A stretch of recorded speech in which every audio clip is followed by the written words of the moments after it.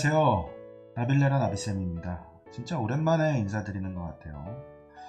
오늘부터는 유튜브 새로운 프로그램으로 시작을 하도록 할 거예요. 어떤 프로그램이냐면 제가 원격 교육을 하잖아요. 그때 그냥 막 갖다 놓고서 앉아 엎드려 막 이런 거 가르치는 게 아니라 일정 시간에 분석하는 시간을 가져요. 그리고 거기에 따라서 어떤 커리큘럼을 작성을 하는데 요 분석하고 커리큘럼 작성하는 요걸 한번 다뤄보는 게 어떨까 라는 생각을 했어요. 그래서 향후에는 Q&A와 함께 이런 어떤 분석하고 커리큘럼 작성하는 이 프로그램을 같이 조금 유튜브에서 다뤄보려고 합니다. 자, 그럼 오늘부터 바로 시작해 보도록 할게요. 자, 첫 번째 주인공 소개해 드리도록 하겠습니다. 자, 오늘의 주인공 4, 5살 추정되는 앙꼬라는 친구예요. 유기견이었다가 입양된 친구고 엄청 귀엽게 생겼죠. 무슨 문제가 있는지 한번 살펴보도록 할게요.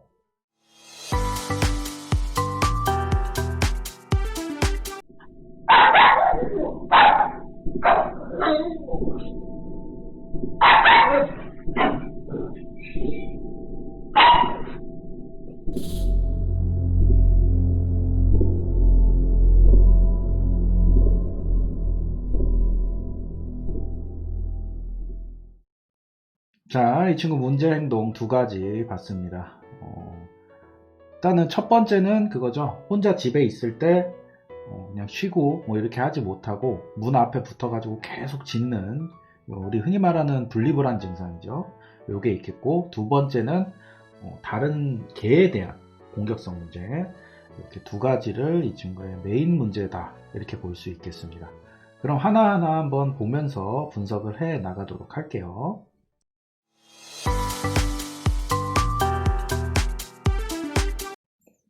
자, 먼저 분리불안 증상에 대해서 살펴보도록 할게요.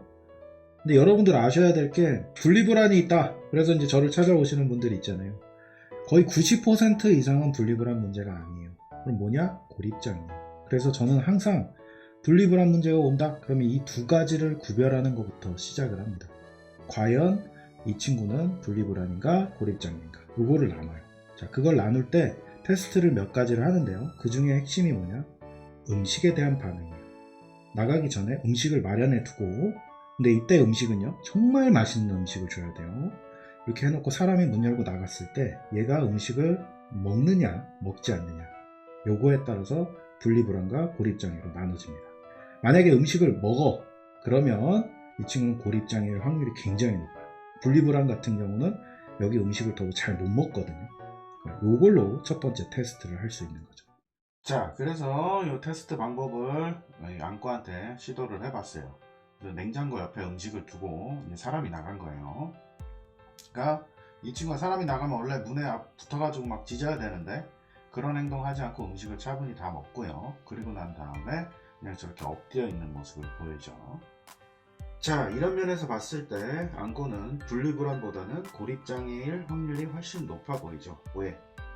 사람이 밖으로 나갔을 때 주어진 음식을 잘 먹어줬으니까요. 자, 그럼 두 번째 테스트 바로 진행해 보도록 하겠습니다. 두 번째 테스트는 공간분리 테스트예요. 뭐냐면 사람이 이 앙꼬를 거실에 두고 방으로 들어갔을 때 반응을 체크하는 거예요. 분리불안인 경우에 사람이 방으로 들어가면 거실에 있다가 쪼르르 달려와서 거실 문 앞에서 짖는 행동을 보여요.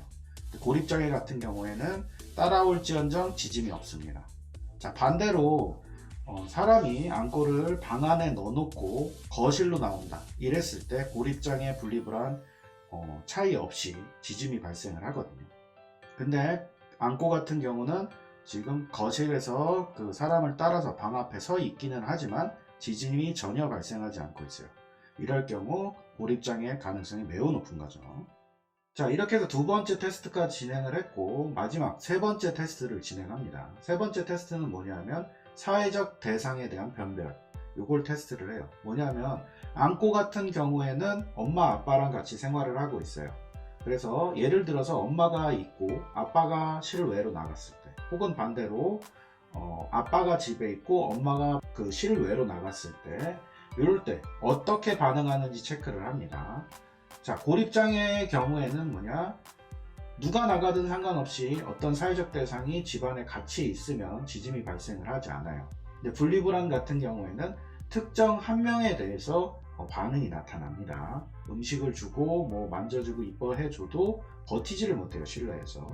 자, 그런 면에서 봤을 때 지금 보면 안고는 엄마가 나가는 상황, 그때 아빠가 간식을 주죠? 잘 있습니다. 반대인 경우에도 잘 있어요. 자, 이렇다라는 얘기는 안고는 고립장애가 거의 확실하다, 이렇게 결론을 낼 수 있겠습니다.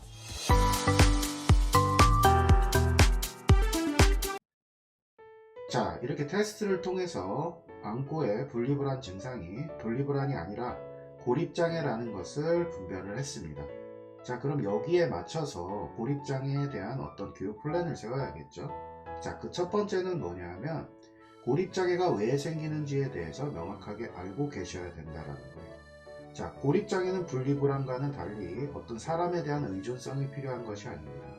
뭐냐면 자기도 밖에 나가서 어떤 즐거운 것을 하고 싶다 라는 표현이죠.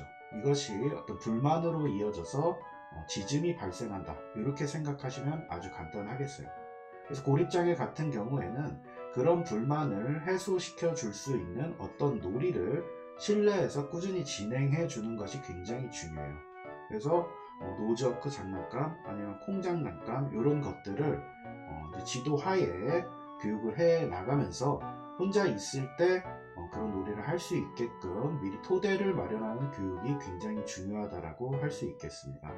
물론 실외에서 과도하게 자유도를 높인 산책을 통해 발생된 흥분도, 이거 역시도 제거하는 교육을 해주면 훨씬 더 좋겠죠. 왜? 나가고 싶은 욕망을 줄이고 대신 실내에서 재밌는 놀이를 할 수 있으니까요. 자, 이 부분을 중심으로 커리큘럼을 작성해 나가도록 하겠습니다. 자, 이렇게 해서 안고 첫 번째 문제에 대해서 분석하고 거기에 따른 교육 방향을 제시해 봤습니다. 다음 편에서는 공격성 문제에 대해서 분석하고 거기에 따른 교육 플랜 세워보는 거 한번 시도해 보도록 할게요. 자, 이 영상이 재밌으셨고 도움이 되셨으면 좋아요와 구독 버튼 부탁드리고요. 다음 영상에서 더 재밌게 찾아뵙도록 하겠습니다. 감사합니다.